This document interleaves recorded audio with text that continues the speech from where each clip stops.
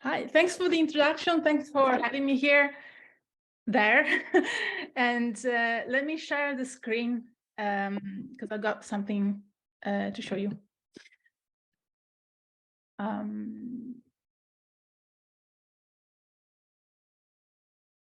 Can you see it clearly? Yeah. Okay, cool.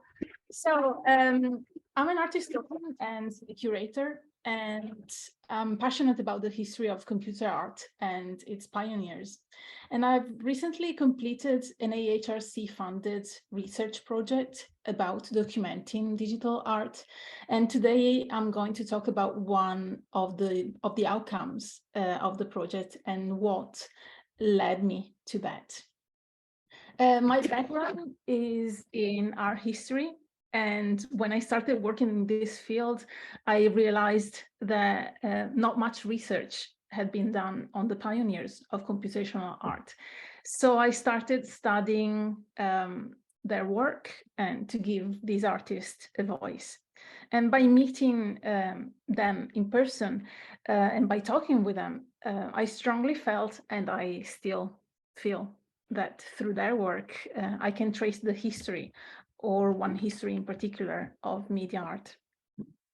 And I've been particularly interested in understanding the intersections between the early developments of computational art, for example, that by pioneers like Manfred Moore, Vera Molnar, Ernest Edmonds, and past traditions such as constructivism and systems art.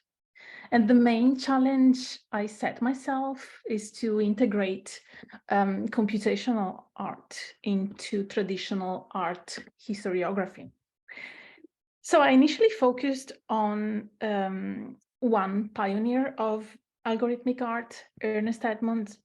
And by the way, this is the page of my AHRC funded project documenting digital art.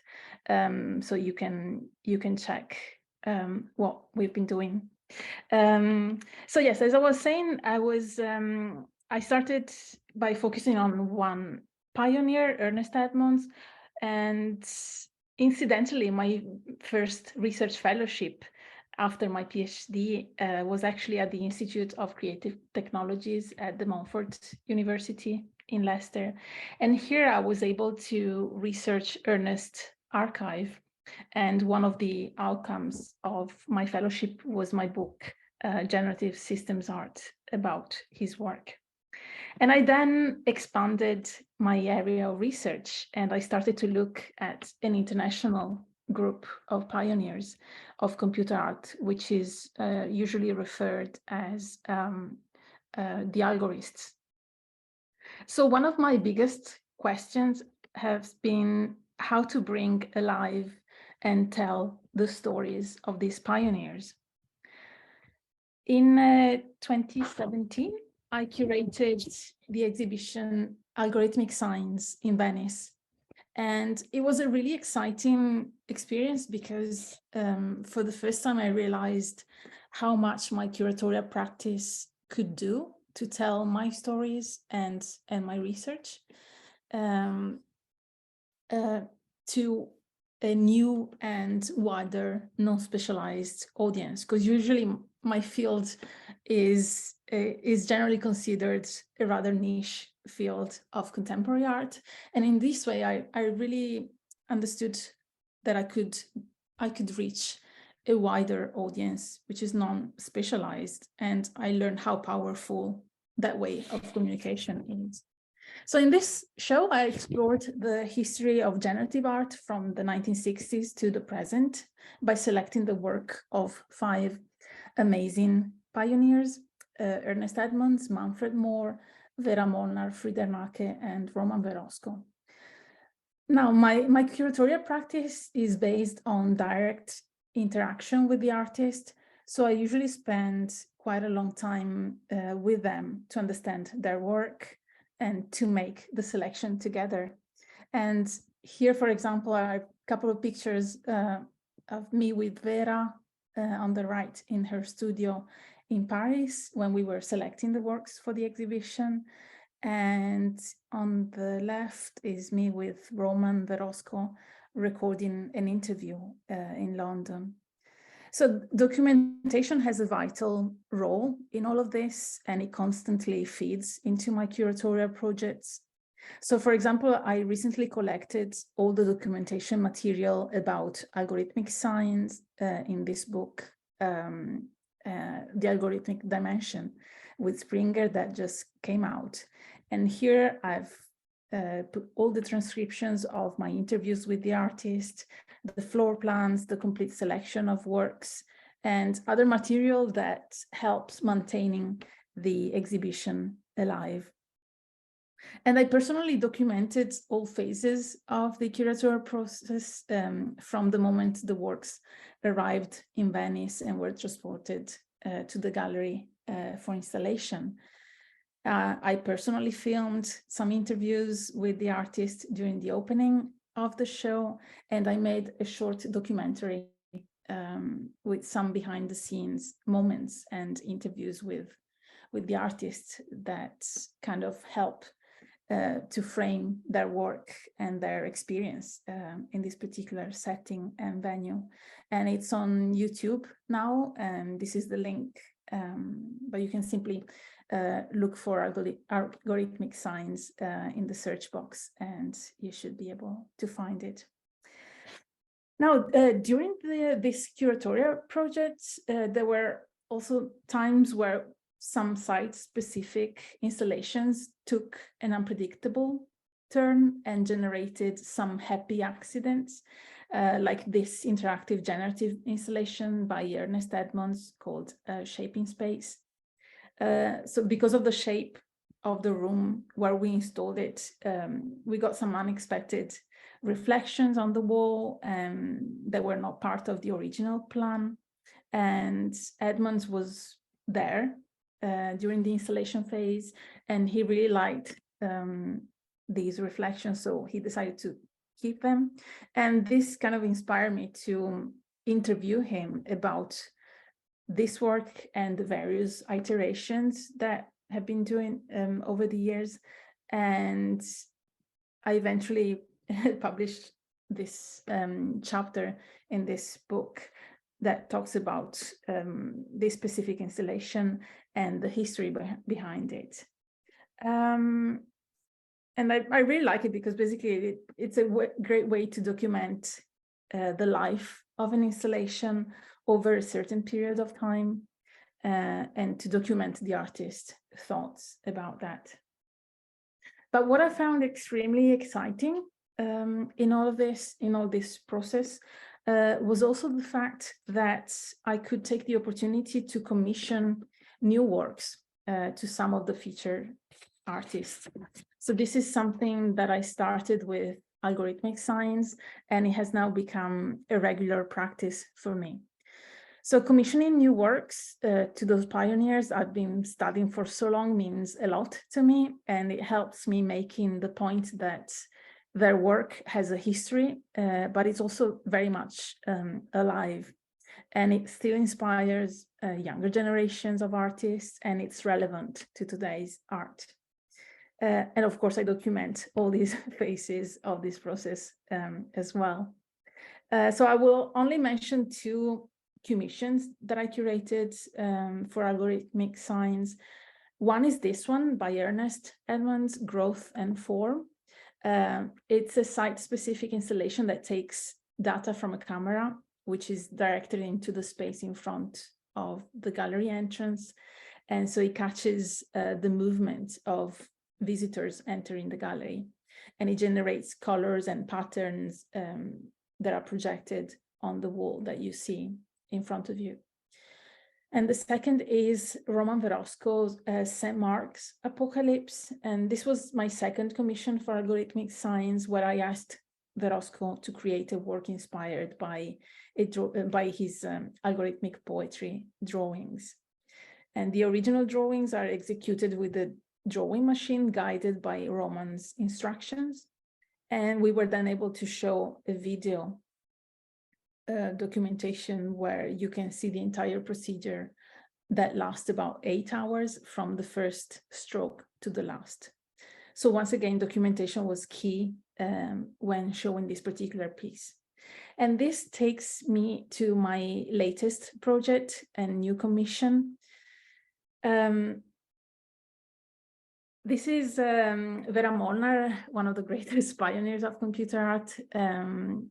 And I started working with her for algorithmic science. And then I kept in touch with her to develop new ideas. Now, when I started working on the Documenting Digital Art AHRC project, I started to think about an exhibition to celebrate the history of computer art for the Venice Biennale. And so I've been looking for a way to connect early computational art with Venice. Now, I was born and grew up in Venice, and I've been always fascinated by the art of glassmaking. So I started to think about possible collaborations, and to make a long story short, in 2019, I initiated a new collaboration between Vera Molnar, one of the greatest and more influential pioneers of computer art, and one of the oldest Venetian glassmaker teams in Murano. So the idea was to create a new sculpture that takes both computer art and the ancient tradition of glassmaking to new unexplored levels. This is the first time that a pioneer of computer art has ever worked with glass. The collaboration between a contemporary artist who basically paved the way for art and technology experimentation for over 80 years with one of the oldest families of Venetian glassmakers shows how creativity and craftsmanship work in synergy, leading to innovation and also a new understanding and appreciation of art. So the original concept of the new artwork that we made comes from Vera's first successful computer-based artwork created in 1975. And this is Computer Icon 2. And this in turn originates from a series of computer plotter drawings made in 1974, Trapezes, it's a plotter drawing series of 9 that looked at one of Vera's constant fascination, which is the dichotomy and a search for balance between order and disorder. So the new commission titled Icon 2020 takes for the first time one of these key original concepts, which is the idea of order and disorder, to 3 dimensions as a sculpture. I was able to develop this concept directly with Vera over 2 years in Paris, thanks to a residency supported by Leonardo and the University of Exeter. And Vera was extremely excited about this project. And this is her at the beginning of the project. And at that time, she was 95. Now she just turned 99, and she's an explosion of ideas and creativity. So it was really exciting to work with her, and still is today. So once we decided to use that 1975 Computer Icon 2 inspiration, Vera then prepared some sketches and took notes that she regularly shared with me and the glassmakers, so we could start working on making some prototypes, testing the materials, and choosing which technique would give the best result. Now, the production of this sculpture involved the use of a number of traditional techniques mixed with new approaches. And here I have some pictures taken during the making in the furnace. So this required the use of Murano glass and 24-karat gold leaf for the creation of the final artwork. Now, working with glass is extremely complicated because it's an unpredictable, temperamental, and fragile material. So during the entire production phase, there was a constant dialogue between Vera, the glassmakers, and myself to solve all the technical challenges. And finally, after months of failures, after failure, after failure, this was the result. And I'm going to talk about this in a moment. And this is a picture that we took in Paris on our meeting with Vera, where we celebrated the completion of the final piece. So the final piece is titled Icon 2020, and it's split into two parts. So hanging from the ceiling is a square of thick glass partially coated in gold leaf, from which 100 trapezes have been cut out. And the trapezes, all different in shapes and sizes, they lie on the ground beneath the squared glasswork hanging from the ceiling. Technically, the making of this piece was extremely challenging. So as I said, during the production, there were many failed attempts and we broke many pieces of glass. And we kept most of them, like this one, not only because they're just beautiful, but because each broken piece represented a step forward to learn and improve the technique to make the final sculpture. There were also some happy accidents here, so like this beautiful icon ruby that shows an area where the gold leaf accidentally burned and left this beautiful red mark inside the glass.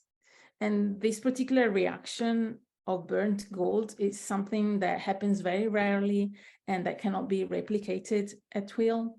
And Vera liked it so much that she decided to keep it like this, as it shows the more artisanal side of her work, and even more so that of the Murano tradition. So this whole process became the inspiration for my curatorial project that I presented last year at the Venice Biennale. And the exhibition was hosted by the very same furnace and gallery that produced the final artworks and looked at the process that made this sculpture possible. So it featured sketches, the original canvas from 1975. This is one of the sketches, and behind some pictures of the making of the piece. These are the original plotter drawings from 1974, and then the original 1975 canvas. And of course, the original glassworks that we made. The exhibition featured also many broken pieces and lots of material from Murano, including some of the fail attempts, a number of photographs that document the work in the furnace, and some furnace tools, and a short video documentary sponsored by the AHRC on the making of the sculpture that you can watch on my YouTube channel.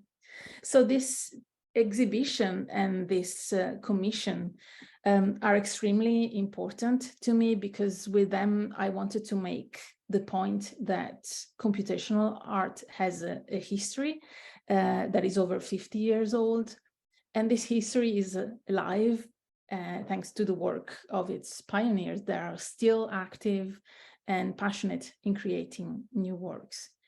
And it also shows that digital art can have a materiality.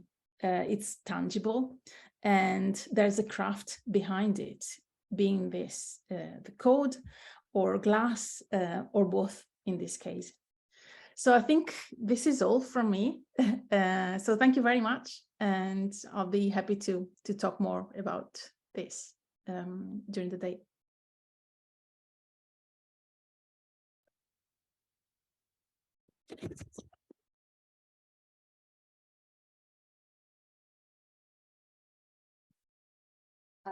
Thanks, Francesca. I'm going to open up some questions. Yeah. Yeah, if anyone's got any thoughts or... Anyone got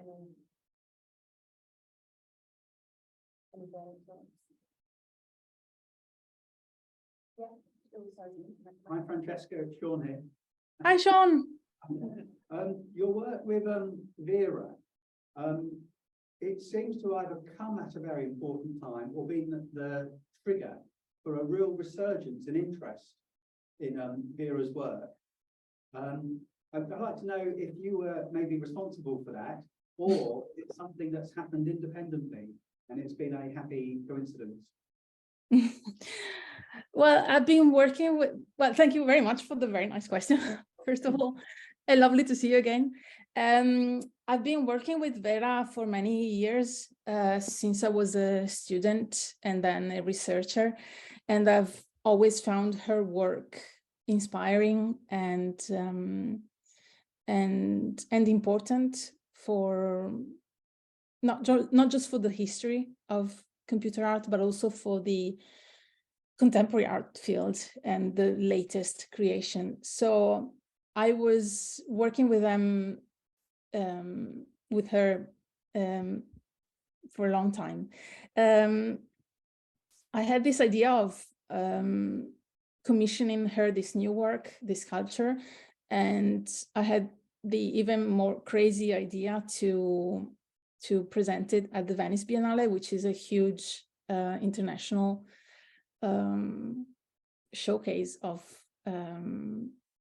contemporary art. And we were all very excited about this. It was a very new project for everyone. It was a new project for Vera because she's never worked with glass before. It was a new project for the furnace people because they never worked with a computer art pioneer before.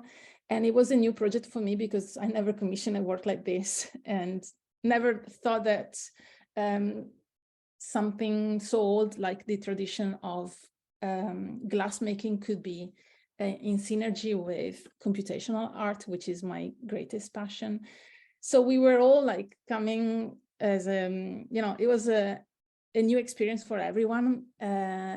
So we were surprised by being in this really big institution presenting this work. And it also happens that Vera was the oldest artist at the Venice Biennale last year, presenting her work. So that made a big news in the media. So I think it was all a combination of these things that probably helped with the resurgence of this field, thank God. But I think it's also about the fact that other institutions like the Victoria and Albert in London, they started very early on collecting this material in their collection. I've been working with them since 2004 when they started collecting the Patrick Prince collection. And I think that was another important moment for computer art to be recognized by big institutions and worldwide. Definitely the fact that I invited Vera to present something at the Venice Biennale helped in making this work probably more recognized by non-specialized audiences. And that was actually my point. So I'm really glad that we did that. So I don't know, it was a mixture of our passion for this field, Vera's creativity, and a chance that this big institution offered. So I think it's a bit of a mixture of these things. That's great, and I think it is really important work. I think Vera Molnar, I think those of us who are into computer art have recognised her obviously for many decades. But to see somebody break beyond that label of just being a computer artist and being recognised as somebody who uses computation in their creative practice, and to see her in mainstream newspapers and supplements and be reviewed on the web has been brilliant. So I think you are a bit of an important trigger in that.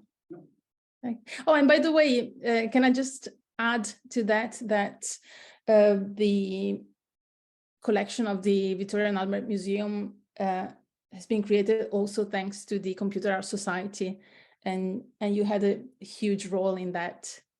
So thank you for that as well. Right, more questions?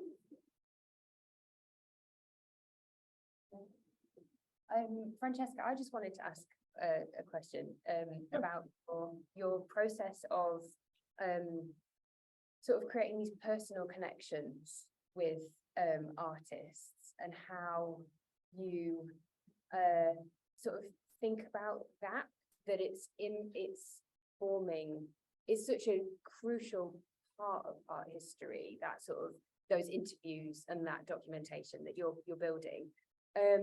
How you could you just talk a little bit more about how you feel about that as an art historian, and that process, how it impacts your curatorial process?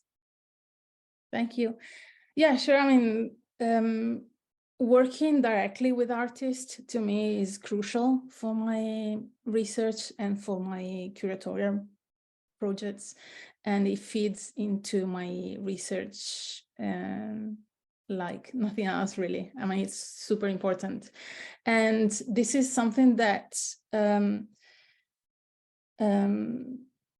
was really surprised when I started studying the history of computer art, because I come from a very traditional background. I've studied art history in Venice for my first degree, and my undergraduate dissertation was about Renaissance art. And I was studying the history of Titian and portraiture in Venice in the 1500s. And when I started thinking about the applications of computer in art, and then I realized that there was a history of artists working with that, I was so surprised and so excited to know that these artists were alive, were still alive, and I could actually email them, I could talk to them and ask questions to them, and it was something new for me, coming from that very, very traditional background. So this is something that really inspired me. And I also realized that these artists were really happy to talk to me, and they were really open, they're very humble, very and very happy to talk about their experiences.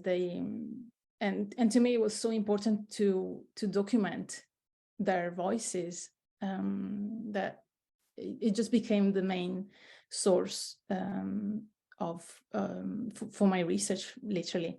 So I started publishing articles about their work, and then publishing a book about some of the pioneers, and this work evolved into something more visible, like with exhibitions, video documentaries,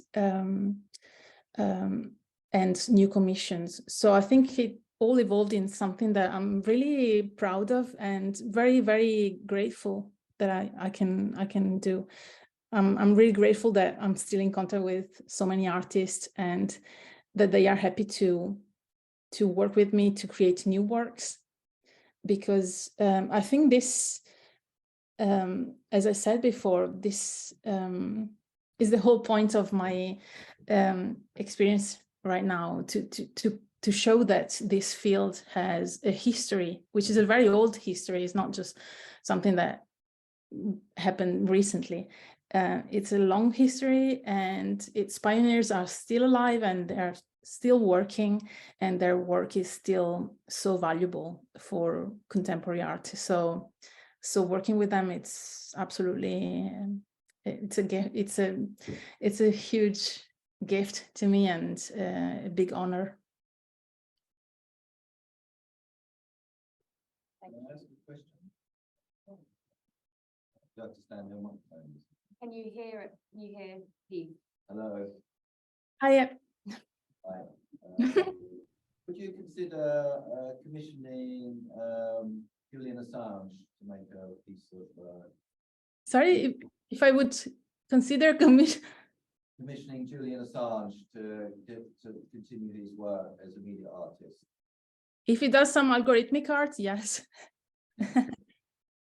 No, it's nice question. I am considering everyone. Like, I'm really interested in the process, in coding, and works that are based more on the process than the result. So yes, I'm interested in these kind of connections, and I'm really interested to see the connections between what the pioneers have taught us and the very younger generation of artists working with algorithms. So this is what I'm planning to do for the future.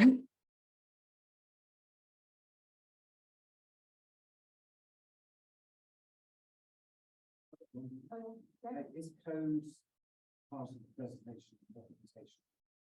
Code itself. Did you hear that question, Francesca? Is it about preservation? And how? Is code part of the sorry, can you say that? Preservation and documentation. So you have the objects, but you have the cores, the name. Yeah, absolutely. I try to incorporate code into the documentation of the works, and I actually have this really crazy idea of for my next project to take code at the forefront of the work and use it as part of the artwork itself. So having code as the artwork, as part of the documentation process. So it's a very fascinating area of coding, and it's it's becoming more prominent for my research and my curatorial practice as well. So yes, definitely.